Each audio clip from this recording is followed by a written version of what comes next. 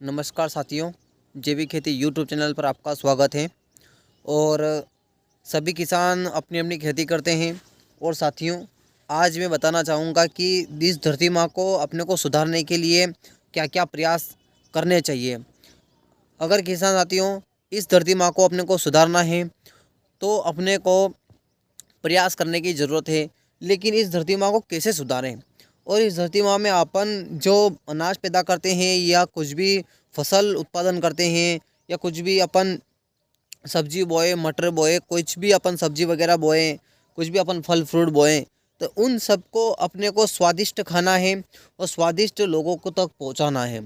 तो इस धरती माँ से सभी जिंदा हैं, इस धरती माँ से सभी जीवन यापन कर रहे हैं। और सनातन संस्कृति के हिसाब से हमारे भारत की देश की प्रणाली यह कहती है कि भारतीय संस्कृति में कि भारतीय कृषि प्रधान देश है।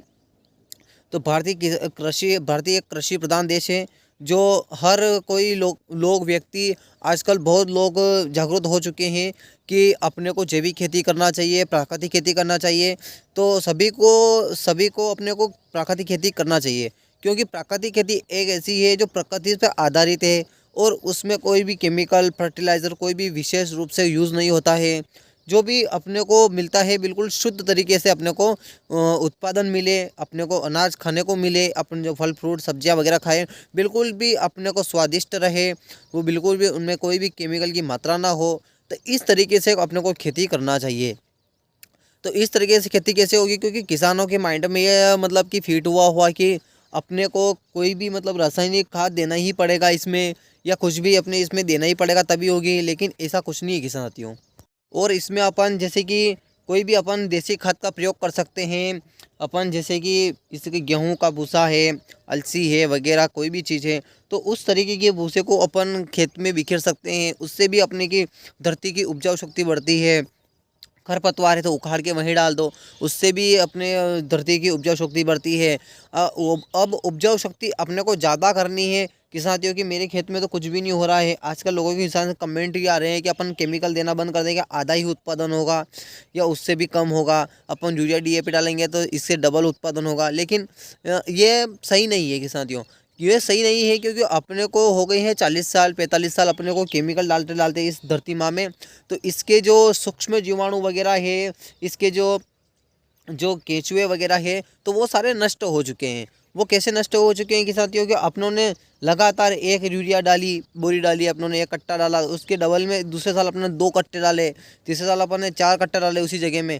तो वो क्या है कि यूरिया की मात्रा बढ़ने के कारण, केमिकल की मात्रा के बढ़ने के कारण वो सूक्ष्म जीवाणु थे, वो केंचुए थे, वो सब नष्ट हो गए। तो इस तरीके से अपने को कोई काम नहीं करना है। अपने को जीवामृत बनाना है, जीवरा अमृत बनाना है, और अपने को संजीवनी खाद बनानी है। तो बहुत आसान तरीका है किसान साथियों, बहुत सा आसान तरीका। इसके पहले भी मैं वीडियो बना चुका हूँ, उस तरीके मैं आपको ये मेरा चैनल के माध्यम से वीडियो देख लीजिएगा।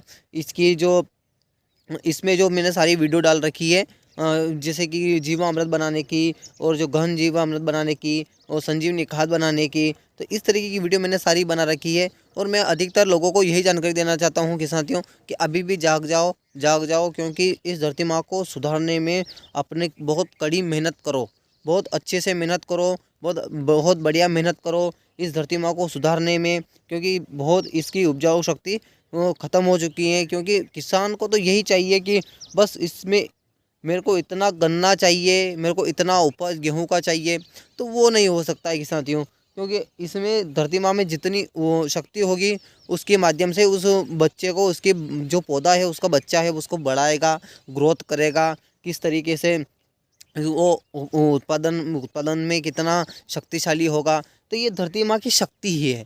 धरती माँ की जहाँ तक शक्ति नहीं बनेगी तो वहाँ तक अपन इससे मतलब उत्पादन डबल नहीं ले सकते। धरती माँ की जैसे उत्पादन क्षमता बढ़ जाएगी तो आप इसकी मतलब उपज भी ज़्यादा लोगे और स्वादिष्ट खाना भी खाओगे, और कोई बीमारी नहीं की, ना तो धरती माँ में बीमारी रहेगी, ना आप में बीमारी रहेगी, ना आपकी जेब खाली होगी।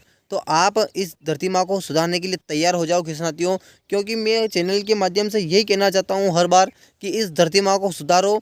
और जो कथावाचक लोग हैं, जो कृष्ण की कथा कहते हैं, जो राम की कथा कहते हैं, उनको भी बोलना चाहता हूँ किसान साथियों कि उनको भी बोलना चाहिए क्योंकि उनके माध्यम से बोला गया शब्द है ना बहुत सारे लोग सुनते हैं और समझते हैं। क्योंकि जो गुरु होता है ना, जो कोई कथावाचक होता है, उसके माध्यम से कोई भी अगर बोलता है, कहता है कि अगर मतलब ये अपनी धरती माँ को कोई केमिकल ना डाले, कोई फर्टिलाइज़र ना डाले, उसको बहुत नुकसान होता है, उसको दर्द होता है, तो बात मानने में आती है।